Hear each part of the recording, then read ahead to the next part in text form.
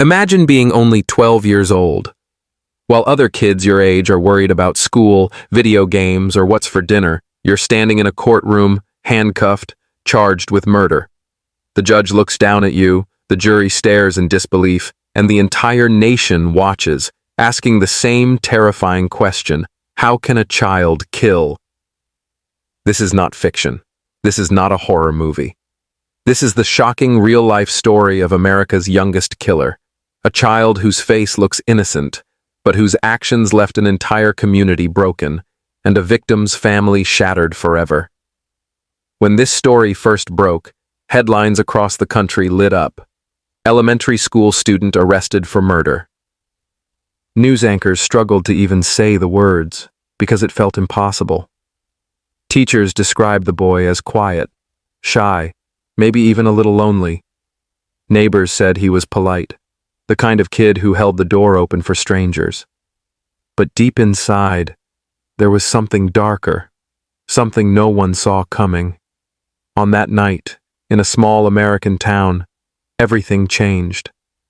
Sirens cut through the silence, police tape went up, and detectives walked into a crime scene they'd never forget. At the center of it all was a child, not a teenager, not an adult, but a boy, barely tall enough to reach the steering wheel of a car. Yet in his hands, he held the power to take a life. The community was stunned. Parents locked their doors, children were kept home from school, and whispers spread like wildfire. If a kid this young can kill, is anyone safe? The media swarmed, broadcasting every detail, dissecting every piece of evidence. Psychologists were called on live television, struggling to explain what could twist such a young mind. Was it years of hidden abuse? Was it violent video games? Was it mental illness? Or was it something even more chilling? The idea that evil can be born, not made. But the real shock came in the courtroom. The moment this child walked in wearing an oversized jumpsuit, eyes barely meeting the judges, the world had to confront a disturbing truth. Could someone so young truly understand what they had done? The prosecution painted him as a cold-blooded killer, fully aware of his choices. The defense argued he was just a broken child, shaped by a toxic environment he never asked for. And as the debate raged on, America was forced to look at itself, at its laws, its prisons, and its failure to protect both victims and children. And then came the sentence. With one strike of the gavel, the boy's childhood ended. No playgrounds, no birthday parties, no future outside prison walls. Instead, he was locked away in a world of steel bars, harsh voices, and the constant fear of survival. While most kids his age were learning algebra, he was learning prison rules. While others were playing basketball at recess, he was watching his back in the yard. Fast forward to 2025.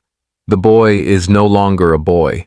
He's a young man, hardened by years behind bars. His face has changed, his voice is deeper, but one thing hasn't faded: the shadow of that crime. Now, as he sits in his cell, the question remains: has he changed? Can someone who killed at such a young age ever be rehabilitated? Or is he forever defined by that one unforgivable act? This is the haunting story we're about to uncover. From the chilling details of the crime, to the dark secrets of his childhood, to the brutal reality of prison life. Stay with me, because what you're about to hear will challenge everything you think you know about innocence, justice, and the human mind. To understand how America's youngest killer ended up in prison, we need to go back to where it all began: his childhood. On the surface, his life looked like any other kid's. A small house in a quiet neighborhood, bikes lying in the yard, the sound of cartoons on the TV. But behind closed doors, things were far from normal. His family struggled, with money, with arguments, and with secrets nobody wanted to admit. Teachers at school noticed something was off. He was withdrawn, rarely smiled, and seemed to carry a weight no child should bear. Sometimes he came to class with bruises that were explained away as accidents. Other times he lashed out, breaking pencils or flipping over his desk in sudden fits of anger. The red flags were there, but like so many troubled kids, his cries for help were missed. Friends described him as different. While other kids talked about superheroes and sports, he was fascinated with darker things. He asked strange questions, seemed obsessed with violent stories, and sometimes even drew disturbing pictures. Yet, because he was so young, no one thought he was dangerous. Adults often brushed it off with a shrug. He's just a kid. He'll grow out of it. But he didn't grow out of it. He grew into it. The crime itself shocked everyone, not only because of its brutality, but because of the planning behind it. It wasn't a random accident. It wasn't a childish mistake. It was deliberate. On that night, he took a weapon from his own home and carried out an act that would change lives forever. The victim, someone who trusted him, never saw it coming. Within minutes, the life of an innocent person was gone, and the life of a child was destroyed. When police arrived, they expected to find an intruder, maybe a teenager, maybe an adult. Instead, they were confronted with the unimaginable, a 12-year-old standing in the middle of the crime scene, his hands shaking, his face pale but his eyes strangely calm. Detectives later described it as one of the most chilling moments of their careers. The arrest sent shockwaves through the town. Parents struggled to explain it to their children. How do you tell a kid that someone their age could take a life? The story spread like wildfire. National news picked it up, headlines screamed across newspapers, and within days the young boy's face was everywhere. But what made it even more haunting was the question that nobody could answer. Why? Some experts said he snapped after years of hidden abuse. Others believed he was born with something broken inside, a lack of empathy, a dangerous curiosity about death. Psychologists debated on TV whether a child so young could even understand what murder meant. And while they debated, one family buried their loved one, and another family watched their son become the most infamous child in America. As investigators dug deeper, they uncovered a disturbing mix of influences: violence in the home, isolation from friends, exposure to things no child should ever see. His young mind was shaped like a storm waiting to explode. But what horrified people most wasn't just the crime. It was the idea that this could happen anywhere, in any neighborhood, in any home, by a child who looked just like the one sitting at your dinner table.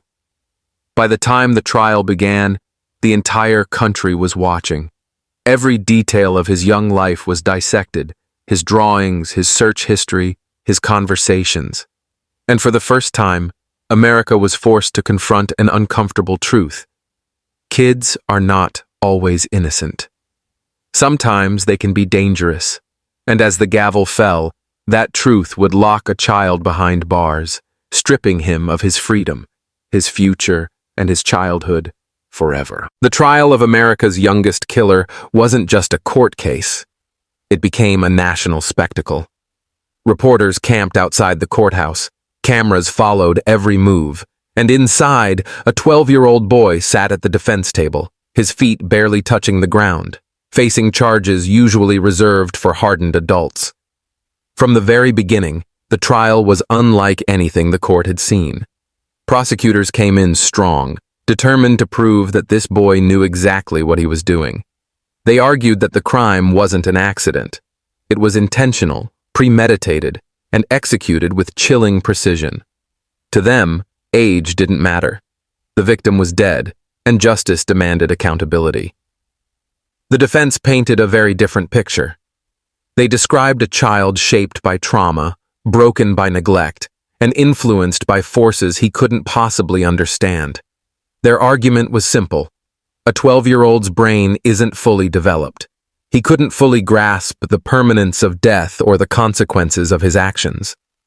How can you sentence a child to a lifetime of punishment when he wasn't even old enough to drive, vote, or truly comprehend right from wrong? Psychologists and experts filled the courtroom, debating science and morality. Some explained that a child's brain is wired differently. especially in the areas that control impulse and judgment. Others insisted that this boy showed signs of something darker, traits of a sociopath, even at such a young age. One expert famously testified, "We are not just dealing with a child who made a mistake. We are dealing with a child who planned a murder." The victim's family sat through it all, their grief painted across their faces. Every time the crime was described in detail, they wept. To them, the boy's age didn't matter. Their loved one was gone, and someone had to pay for it. On the other side of the courtroom, the boy's own family sat in silence, torn between heartbreak and disbelief. How had their child, their little boy, become a killer? The jury wrestled with impossible questions. Could a child be evil? Should a child face the same punishment as an adult? Or should the system focus on rehabilitation and give him a chance at redemption? The nation was divided. Some argued he should never walk free again. Others believed locking up a child forever was itself a crime. The courtroom atmosphere grew heavier with each passing day. The boy himself rarely spoke. Sometimes he kept his head down, staring at the table. Other times, he looked straight at the jury, his face unreadable. Was he remorseful? Was he cold? Nobody could agree. The uncertainty only fueled the debate. Finally, after weeks of testimony, the moment everyone had been waiting for arrived, the verdict. The entire room went silent as the judge asked the jury for their decision. Reporters clutched their pens, cameras clicked, and the boy sat frozen. When the words were read, gasps echoed through the courtroom. Guilty. The sentence followed soon after. Though too young for the death penalty, the judge ruled that the boy would serve decades behind bars. In that moment, his childhood ended. The sound of the gavel striking was like a door slamming shut on the rest of his life. Outside the courthouse, crowds erupted in debate. Some cheered, believing justice had been served. Others protested, holding signs that read, "He's just a child," and "Rehabilitation, not prison." Across the country, talk shows, newspapers, and dinner tables exploded with arguments. Should a child ever be treated like an adult in the eyes of the law? Or was this a failure of society to help a broken boy before it was too late? No matter which side you were on, one thing was certain. America would never forget the trial of its youngest killer. When the judge handed down the sentence, the boy's life changed instantly. One moment, he was a child in a courtroom. The next, he was an inmate in one of the harshest environments imaginable, prison.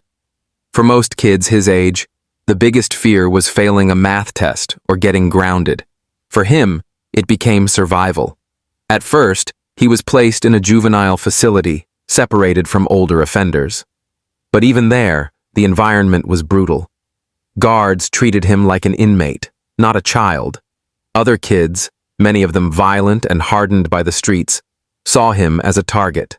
Some taunted him, others tried to fight him, and a few wanted to use him to gain power inside the walls. At 12 years old, he had to learn prison rules written in blood, fear, and dominance. Letters poured in from the outside world. Some were from curious strangers who wanted to understand him. Others were filled with hate, calling him a monster, telling him he deserved to rot behind bars. The media kept his name alive, and even behind locked doors, he couldn't escape the weight of being America's youngest killer. As the years passed, the boy grew. By the time he was a teenager, the system decided he was too old for juvenile detention. He was transferred to an adult prison. That move was a death sentence in itself. Suddenly, the smallest person in a place full of hardened criminals had to find a way to survive. Prison life stripped away whatever innocence he had left. He learned to walk with his head down, to avoid eye contact, to never show fear. He had to choose alliances carefully, join a group for protection, or risk being swallowed whole by the violence that surrounded him. Every day was a test. Who could he trust? Who was waiting to exploit him? Inmates twice his size circled like sharks, and guards rarely cared what happened in the shadows. Some reports suggest that older inmates took him under their wing, protecting him in exchange for loyalty. Others say he hardened quickly, adopting the cold, detached persona of a survivor. Either way, prison reshaped him. The boy who once sat in a classroom with crayons and notebooks was now a young man with scars, both physical and emotional. But even in prison, the debate about him continued. Should he be given access to therapy, education, and a chance at rehabilitation? Or should he be left to suffer the full weight of his crime? Some officials pushed for programs to help him, but others insisted that resources shouldn't be wasted on a killer. There were whispers about attempts to reform him, reports of counseling sessions, prison classes, and even moments of reflection where he admitted his guilt. Yet every step forward was overshadowed by his past. No matter how much time passed, he couldn't escape the label. The youngest killer in America. By 2025, he had spent more than a decade behind bars. The boy who once shocked the world was now a man in his 20s. Prison had become his only reality. He spoke differently, walked differently, thought differently. But the question that haunted everyone remained. Had he truly changed? Or was prison simply shaping him into something even darker? Behind those walls, time moves differently. Days blend into nights, and years slip by. For him, childhood was stolen not only by the crime he committed, but by the punishment that followed. Whether he deserved it or not, the boy never had a chance to grow up like anyone else. He grew up in prison, a place that doesn't forgive, doesn't forget, and doesn't care how old you were when you first walked through its gates. And yet, as parole hearings and future appeals approach, one haunting question hangs in the air. Is America ready to release the boy it once called its youngest killer? It's now 2025. More than a decade has passed since the boy who shocked America was first locked away. He's no longer a child. He's a man in his 20s. But while the world outside has moved on, his name still lingers in headlines, documentaries, and debates. People can't stop asking, what happened to America's youngest killer? Behind prison walls, he has lived through years of transformation. His face has hardened, his body carries the marks of fights, and his voice is deeper. But the biggest question isn't how much he's grown physically, it's whether his mind has changed. Some reports claim he's calmer now, more reflective. In therapy sessions, he has allegedly spoken about guilt, regret, and the weight of taking a life so young. Others, however, insist he still carries a coldness, that he's simply learned how to play the system to survive. In recent years, his case has re-emerged as a lightning rod for debate. Lawmakers, psychologists, and activists argue over what should be done with him. Should someone who committed such a crime as a child spend the rest of their life behind bars? Or does society have a responsibility to believe in rehabilitation, no matter how dark the past? For the victim's family, the answer is clear. To them, time doesn't erase pain. Every year that passes is another birthday missed, another holiday without their loved one. They believe the young killer should never walk free. He stole a life, one family member said in an interview. Why should he get a second chance? On the other side, advocates for juvenile justice see his case as a symbol of a broken system. They argue that children who commit crimes, even horrific ones, deserve opportunities for redemption. They point to brain science that shows how much young minds can change. If he's truly rehabilitated, one activist said, then keeping him locked away forever is a tragedy in itself. Now, as parole hearings loom closer, the tension is building. Inside the prison, guards and inmates alike watch him with curiosity. Some believe he's matured, that he's no longer the impulsive child who once committed the unthinkable. Others whisper that time in prison only made him colder, more dangerous, and more skilled at hiding it. Outside, documentaries, podcasts, and YouTube videos, just like this one, reignite public fascination. People want answers. They want to know if a killer can be made, not born. They want to know if a child can truly change after committing an unforgivable act. They want to know what will happen when America's youngest killer steps back into the world. But maybe the most haunting part of this story isn't what he did or what he's become. It's what it says about us, about a society that often misses the warning signs in children, about a justice system forced to choose between punishment and mercy, about the thin line between innocence and evil, and how easily that line can be crossed. So where is he today? Locked in a cell, waiting for a chance at freedom, waiting for a decision that could determine the rest of his life, and waiting for a world that will never forget what he did, no matter how much time has passed. Whether you believe he deserves redemption or believe he should remain behind bars forever, one thing is certain. His story will always haunt America. The boy who became a killer, the child who never grew up, and the question that will never truly be answered: was he a victim of circumstance or a monster in the making? Stay tuned, because as 2025 unfolds, the world may finally learn what becomes of America's youngest killer.